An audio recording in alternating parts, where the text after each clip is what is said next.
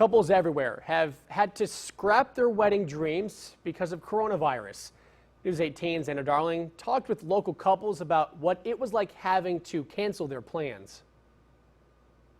It was very, very stressful. Amber and Zechariah Hockenberry met while working at Pappy's Sweet Shop at Purdue. After a year together, they got engaged on the pedestrian bridge over the Wabash River. So we were going to have it outdoors. I wanted it, in the spring, it was set up to be so perfect. But then the worldwide pandemic struck home. And I was already stressed before with the wedding planning, so, when all this started happening, it didn't really help much. So they canceled their dream wedding and decided to have a courthouse wedding instead. Really the hardest part of it was they gave us a list of judges and they said, hey, call all these judges and see who's willing to do this because of the virus. After going down the list, Magistrate Dan Moore agreed. They were married by the fountain at the Tippecanoe County Courthouse. For Adrian Jeffers, the plan was always to have a courthouse wedding with a big reception. Planning part was already done.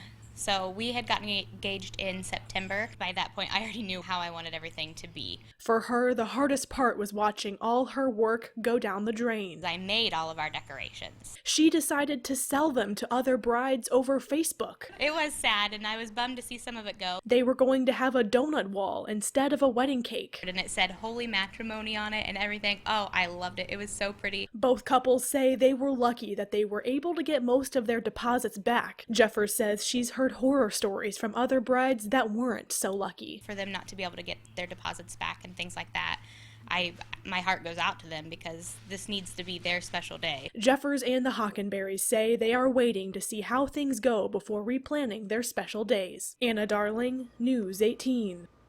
The county clerk's office is now open and accepting applications for marriage licenses. Find the link to that on our website, WLFI.com.